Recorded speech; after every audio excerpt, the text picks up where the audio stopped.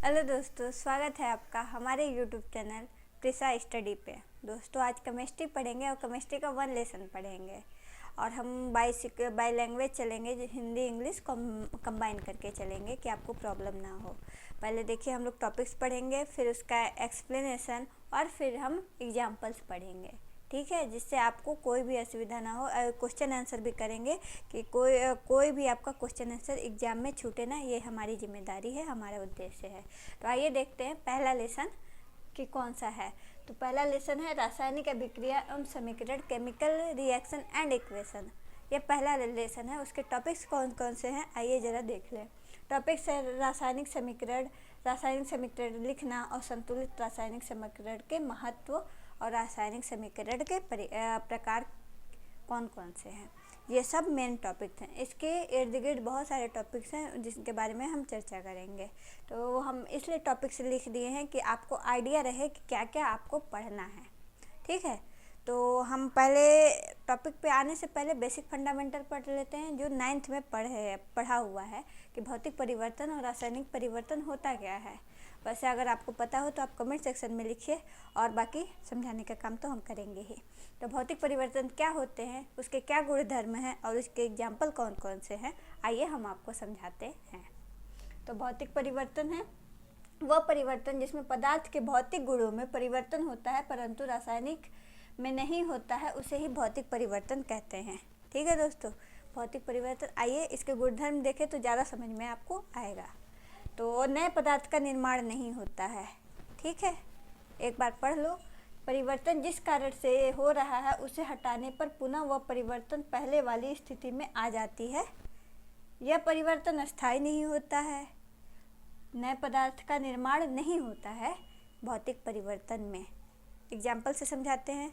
ये लाइनें थोड़ा सा कठिन हो गया होगा, लेकिन एक एग्जाम्पल लेते हैं तो सारे आपको समझ में आ जाएगा कि क्या है। और हाँ, ये ज़रूरी नहीं है कि आप हमने जो लिखा है आप वही लिखिए, आप अपने मन से लिखिए, बस यहाँ से समझ लीजिए कि अपने शब्द में उतारिए। बस आपका क्राइटेरिया घूमना नहीं चाहिए कि नहीं कि लिखते लिखते हम पहुँच गए कन्याकुमारी तक, वैसा मत कीजिएगा।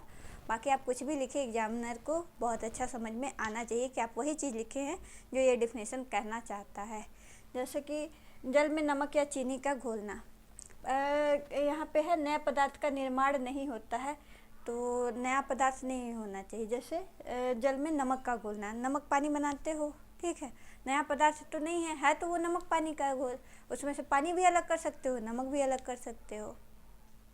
अरे हाँ, गैस में कन्वर्ट कर लो तुम पानी को और फिर नमक को अलग कर लो और पानी आपका गैस के फॉर्म में उसको लिक्विड में बदल दो, पानी अलग हो गया, नमक अलग हो गया। ये भी नहीं समझ में आया। तो दूसरा एग्जांपल लेते हैं। जैसे मक्खन में मक्खन का बर्तन में पिघलना, ये एग्जांपल है।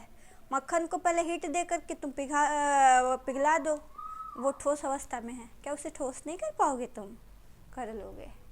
तो ये एग्जांपल हुआ, मतलब कि ये भौतिक परिवर्तन हुआ। मतलब जैसे पानी है, पानी का ठोस अवस्था होता है, बर्फ होता है, गैस अवस्था होता है।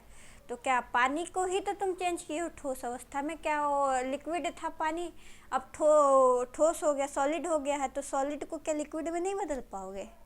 बदल लोगे ना। तो ये भौतिक परिवर्तन हुआ। क्या वही क्या कहते हैं, लिक्विड को गैस के फॉर्म में हीट दे करके नहीं कन्वर्ट कर लोगे? हाँ कर लोगे, उसे लिक्विड कन्वर्ट, गैस को लिक्विड करना है तो जब हीट दे रहे हो तो ऊपर कोई कुछ पतीला लगा दो तुम, तो उसमें तुम्हें गैस भी मिल जाए, ठीक है। तो ऐसे ये भौतिक परिवर्तन है। इसमें नया पदार्थ नहीं बनेगा, है तो वो पानी ही, ठोस में रहे तब भी पानी है, द्रव में रहे तब भी पानी है, गैस में रहे तब भी पानी है कि नहीं? लिक्विड, सॉलिड, गैस, तीनों अवस्था में तो वो पानी ही है ना, कुछ एक्स्ट्रा चीज़ तो है नहीं। नया पदार्थ बना कहाँ? वो नमक पानी का घोल बना रहे हो या चीनी पानी का घोल बना रहे हो। हाँ कह सकते हो शरबत है, बट है तो नमक चीनी का घोल, तो उसे अगर अलग अलग भी किया जा सकता है। तो ये हुआ तुम्हारा भौतिक परिवर्तन। रिएक्शन नहीं करेगा एक दूसरे पे कि नहीं पदार्थ ये थोड़ा देर के लिए अस्थायी होता है, मतलब इसे ना अस्थायी रूप से नहीं कर सकते हो कि ये लंबे समय तक हो सकता है। नहीं तुम उसको अलग करना चाहते हो तो अलग कर लो, कोई नहीं है। भौतिक परिवर्तन नॉर्मल सा सिंपल सा फंडा है कि कोई नया पदार्थ नहीं बनता है।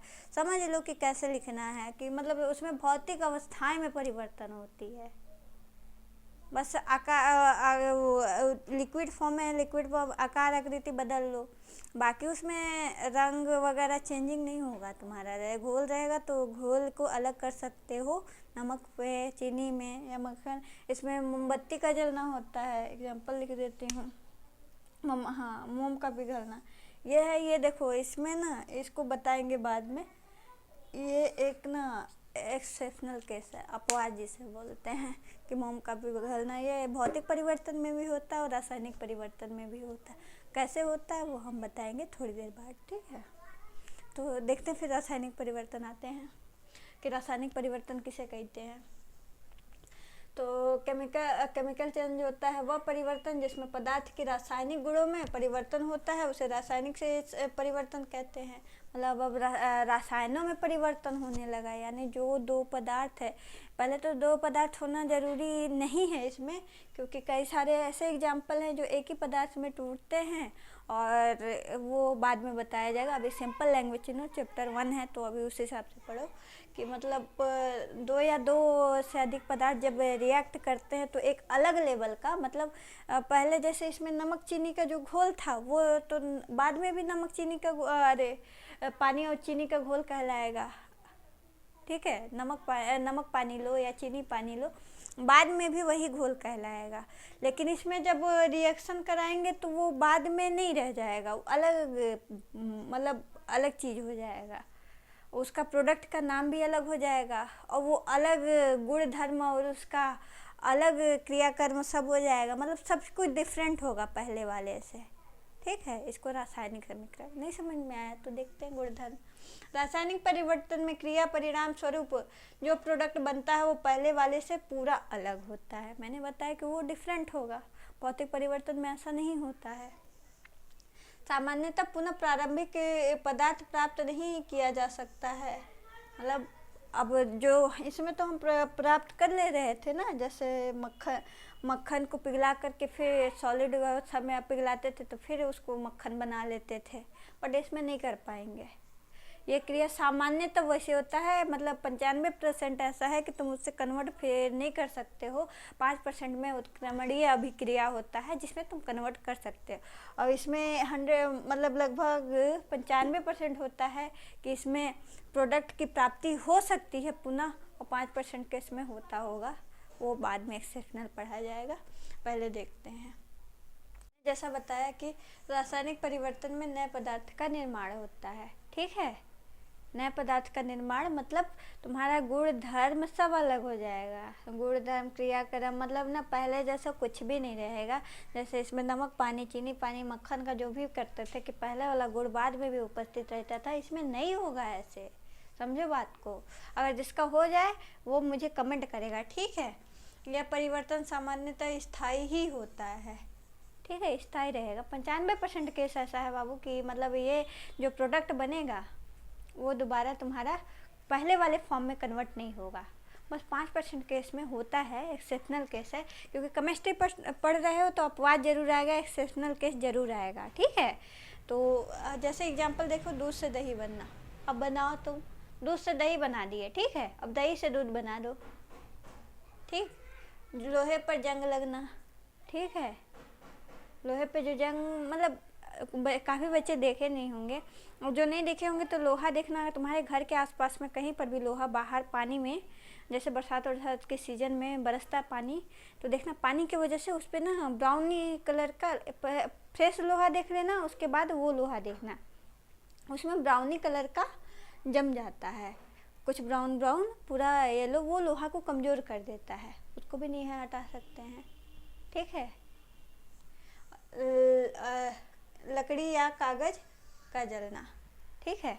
लकड़ी या कागज़ पे जलाते हो तो राख बनता है, और नहीं जलाए तो जला के देखो राख बनेगा, और तुम हमको राख से कागज़ या लकड़ी बना के दिखाना, अगर जिसका बनेगा वो कमेंट ज़रूर करेगा, बोलना मत, करना ज़रूर, देखते हैं किसका किसका बनता है, ठीक है। तो ये सब जो क्रिया होती है ना वो बाद में वापस नहीं आती हैं, जो मतलब बन जाता है वो क्या कहते हैं उससे, जो रिएक्टेंट से बनेगा प्रोडक्ट, वो प्रोडक्ट से रिएक्टेंट नहीं बन सकता है, ये बात याद कर लेना, ठीक है। ठीक है, तो आगे कल जो टॉपिक्स पढ़ेंगे वो बता देते हैं।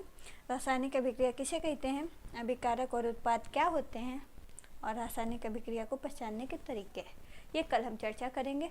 और जो जिसको पता होगा इसके बारे में वो कमेंट ज़रूर करेगा। तब तक के लिए अरे रुको, ठीक है। तो मैंने बताया था कि ये मोम का पिघलना बताया था कि ये दोनों हैं, भौतिक और रासायनिक परिवर्तन है। कैसे है बताती हूँ। जैसे मोम जलाते हो, वो मोम जो पिघल के नीचे मोम बचता है उससे दोबारा मोम तैयार कर लेते हो, ठीक है। तो वो भौतिक परिवर्तन हो गया। और जो उसमें से हीट होता है, काइनेटिक एनर्जी, एंड क्या कहते हैं उसमें जो हीट जाता है वो तो तुम्हारा लौटता नहीं ना वापस, वो कन्वर्ट तो नहीं ना हो सकता मोम में तुम्हारे। तो इस प्रकार से वो रासायनिक परिवर्तन हो गया। तो ये एक्सेप्शनल केस है, जब भी कभी पूछ देगा एग्जाम में तो ऐसे लिख देना। वैसे ये सब क्वेश्चन कंपटीशन में पूछते हैं, फिर भी याद रखना इस क्वेश्चंस को, ठीक है। तब तक के लिए बाय बाय, टेक केयर।